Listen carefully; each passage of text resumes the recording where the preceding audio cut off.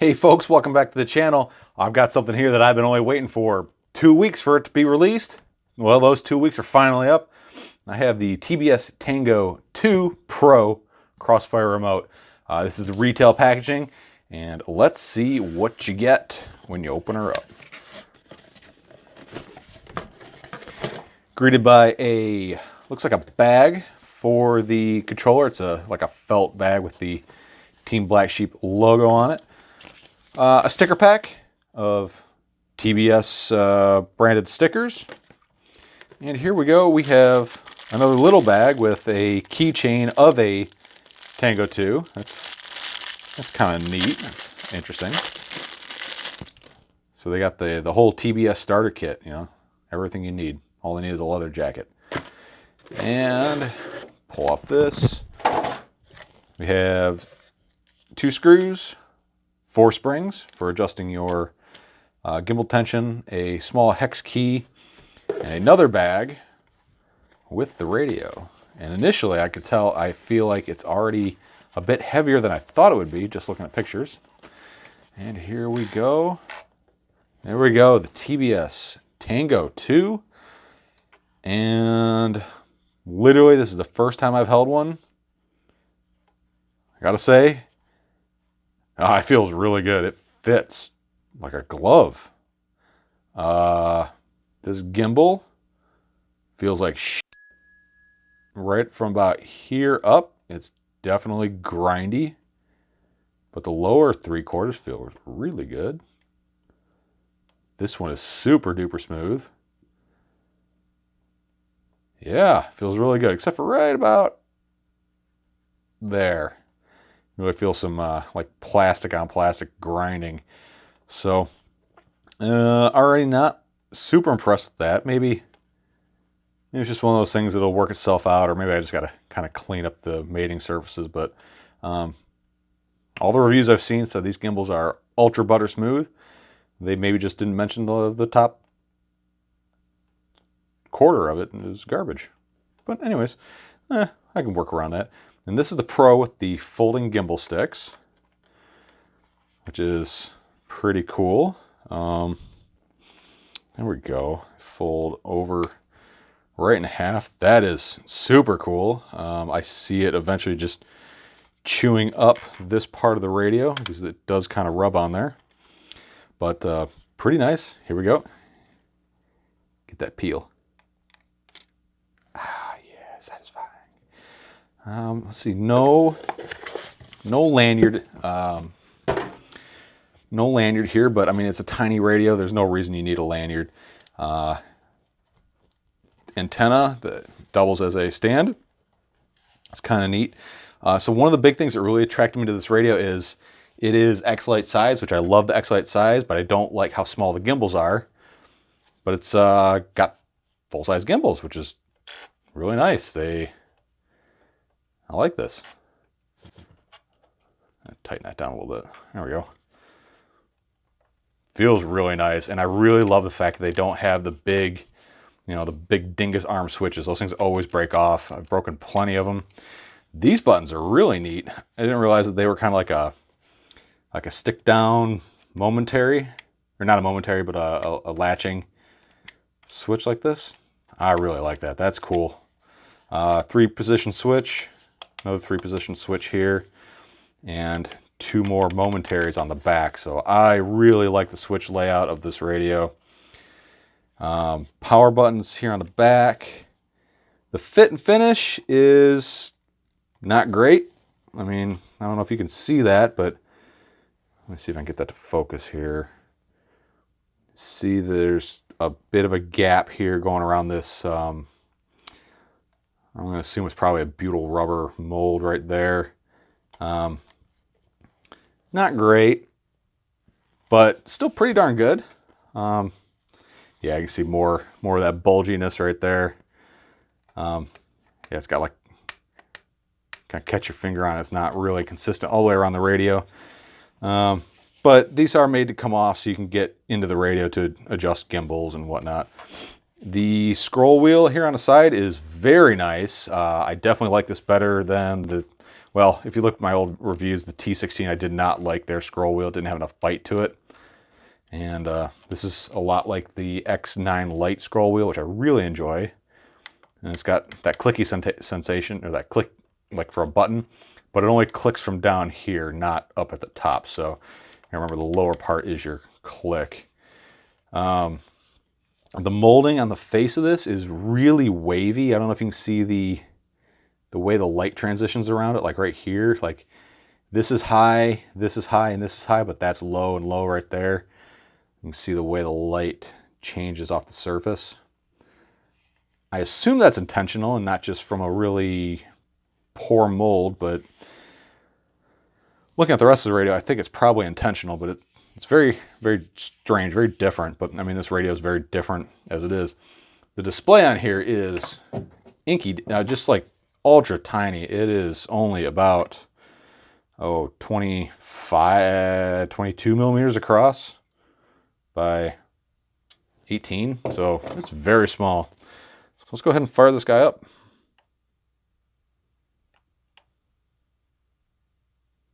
Welcome to Tango 2. Switch warning. Oh, it is extremely clear. Like, I'm standing quite a ways away from it and I can read it perfectly fine. So it's OLED. It's very high resolution. But look at that. All right, so this is weird. I don't know if you guys are gonna be able to see it, but look at how the stick travels. I'm holding the stick all the way to the right, and as I scroll up, see how it goes out, and then that is really, really strange. So the gimbals definitely need calibration, or at least that one does. This one does it too, right? There. See how it goes into the left on the little graphic? So let's go ahead and calibrate that real quick. All right, so let's go ahead and get inside of this thing and see what we got. So pretty easy to do. Yeah, I already did this. I forgot to turn the camera on. You just peel these off, kind of like the T16 did. These are pretty well done.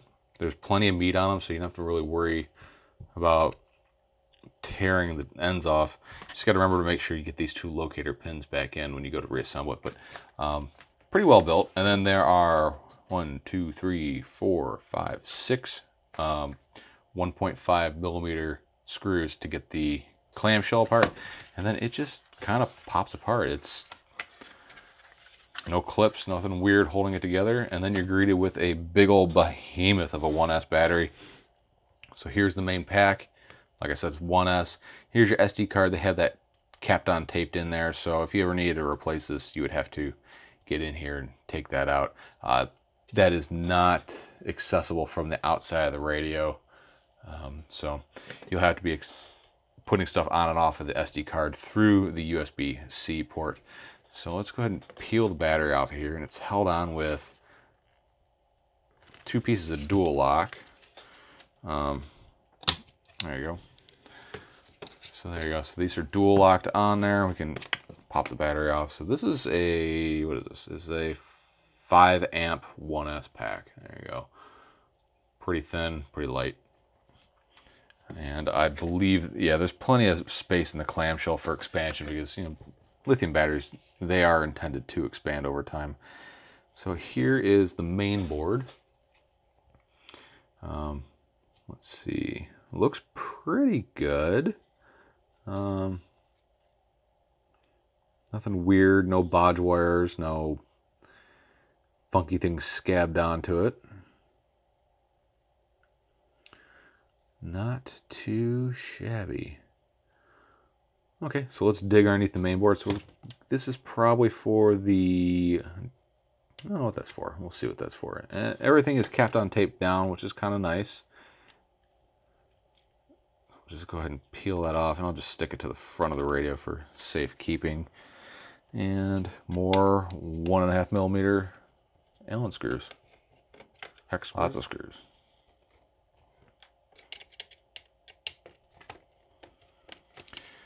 The other thing you'll have to do is you have to swap this retention bar over from mode 1 to mode 2. And it does have the option to have the ratcheting mechanism if you swing that way. I do not like it. So I don't use it. Go ahead and Undo that, and let's see if we can lift this guy out of here.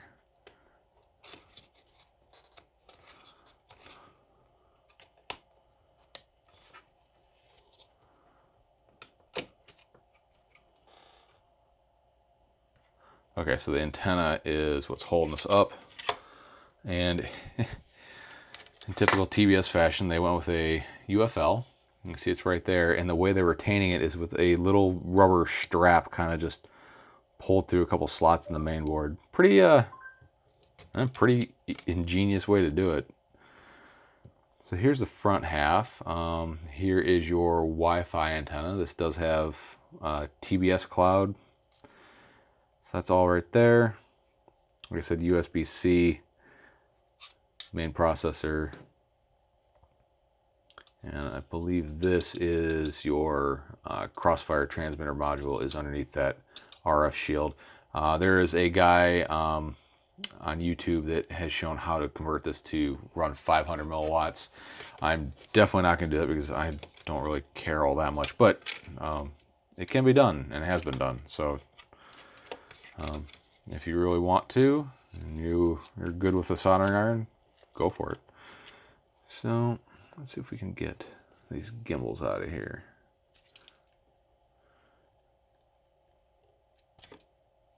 Okay. All right, so this is interesting. This is kind of how the gimbals on the Nirvana were set up. The Hall effect sensor isn't actually on the dingus end of the stick. It's actually right there. That's the Hall effect pickup. And I guess in theory that would make these cheaper to replace if you damaged them. But you wouldn't be getting a new pickup. You'd just be getting a new... I mean, this is just basically a magnet. That's all this is. So there's no physical connection between the gimbal and the pickup. Yeah. So I don't know. I don't know if that would make it more affordable or less affordable. Good, better, indifferent, doesn't matter. I have no idea. But yep, there's your gimbal. And there's the magic folding stick thing that the Pro commands an extra $50 for. I do like this. It's a very ingenious setup. I expect to see other manufacturers copying this idea. But that is one of your gimbal sticks here. And you can make your tension adjustments by running this screw up and down if you want to tighten or loosen it. And there is a separate set of screws or springs that came in the package. If these are too heavy, I kind of like these, and you know, I just kind of get used to whatever I get. I'm not picky. I'll learn to fly around it. Things don't need to be tailored to my liking. Who am I, you know? But anyways, there's a gimbal. The other one comes apart just the same way. So let's go ahead and get this guy back together. All right, so I got it back together. I managed to clean the gimbals up a little bit. It's still kind of gritty here at like the top. I don't know, a couple percent. But I went through and I checked the output on Betaflight, and it does bump up when you go in the corners here. Like you can't get, you know, 1,000 and 2,000, or I guess, yeah, and you can't get, I guess that'd be 2,000 and 1,000, and yeah, you just can't reach these very, very edge extremities, but only on the right-hand side of the gimbals. The left is fine, but here on the right, it just doesn't quite, like you'll hit, you know, max travel here, but as soon as you get here, it moves the channel in just a little bit. That's hard to explain, but there is something up with these gimbals, and it may be the firmware on it. You know, this is kind of you know, Freedom TX. It's an offshoot of Open TX, and it's only kind of temporary while they're designing the hardware. This will eventually go into the fold of Open TX, just like what you're used to with the FR Sky products and the Jumper series radios. So I'm not going to judge it too much by its firmware. For what they did a really good job. The Freedom TX is very nice. A few little oddities that I noticed. Welcome to Tango 2. Is if you want to change your model. It took me a little bit to figure this out, but you hold down the click wheel and you can select your model here. Playing around with the other menus, like if you go to menu like you would on a regular OpenTX radio, it takes you to the crossfire menu. And then the next page is, page 2 of your normal OpenTX radio, or your OpenTX model setup. All right, so I had to come back and record this. This is something I don't think a lot of people have really covered. This radio doesn't have trim switches like a traditional radio. And the way that you adjust the trim is double click the thumb wheel. Rudder trim. Trim center. You can adjust your trim. Trim center. Throttle trim. Elevator trim. Aileron trim. Rudder trim. Yeah, as you double click, it just goes through the different Throttle trim. channels. Elevator trim. Trim center. Trim center. Aileron trim. Trim center. Trim center. Rudder trim. Throttle trim. Elevator trim. Trim center. So yeah, so there are provisions to do trim adjustments, and it's actually pretty quick, except for, obviously having individual switches is faster, but you fixed wing guys, you still got the ability to do it. It'll just take some getting used to. So, what do I think? Well, I'm trying to figure out why. If the only thing you fly is a crossfire quad, you don't own any micros, and you don't own any fixed wing that run anything other than crossfire, yeah, this thing is pretty darn nice. If you ever want to get a micro or something else that doesn't run crossfire, you're shit out of luck. You're not going to be able to run it with this thing. This thing is purpose-built, locking every other receiver manufacturer out of the ecosystem. This is for TBS crossfire only, nothing else. Eventually someone, I'm sure, will figure out how to hack into it and scab on an XJT module, but that is beyond the scope of this video. And if that happens down the road, we'll talk about it. But we got to talk about its competition out there. So this is the most direct competitor, is the FrSky X-Lite. This one happens to be the X-Lite Pro. And I got to tell you, in the hand, this feels better. This ain't bad. This is better. The soft touch finish is way nicer on this. The fit and finish of this radio is far better than the Tango 2. Just like the little scabby rubber things sticking out on this radio, or they're gonna bother the crap out of me. I know it. And it is just cosmetic, and it really doesn't matter in the grand scheme of things. This is full-fledged OpenTX. It doesn't have its own offshoot of OpenTX, but again, this is going to change. We're not too concerned about that. As far as the gimbal feels, yeah, these feel better. They're much shorter throw, that is for sure. This is a very short throw gimbal. I really, really enjoyed the X-Lite because of how compact it was. It doesn't take up hardly any space in my bag. I really, really like this folding gimbal idea. This is just brilliant. And by the way, if you want to replace the gimbal stick ends, you certainly can do that. So you could stick a set of like Grand Lotus stick ends on here. You can even remove that little spacer on the bottom, and it'll work just fine as far as folding goes. So I'm glad they left the option or the ability to customize your stick ends, because I really like bigger stick ends like that on my radios.